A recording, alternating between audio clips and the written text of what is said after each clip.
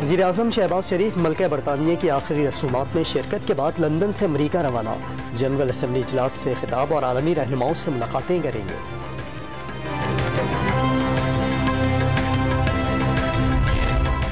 बरतानिया में एक अहद का खात्मा। 70 बरस तक हुक्मरानी करने वाली मलिका एलिज़ाबेथ दोम की आखिरी रसूमात की अदायगी मैयत तदफीन के लिए विंडसर कासल मुंतकिल कर दी गई।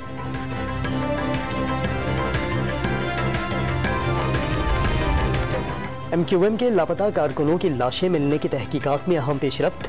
वज़ीर दाखिला राना सनाउल्लाह कल कराची में मुत्तहदा क़यादत को तहकीकात पर एतमाद में लेंगे।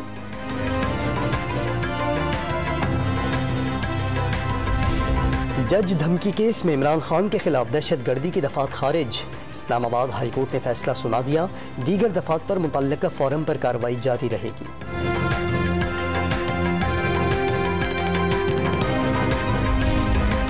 और पंजाब में डेंगू टेस्ट की फीस 1500 रुपये मुकर्रर। मुकर्ररा निर्ख से ज़ायद वसूली पर कार्रवाई की जाएगी।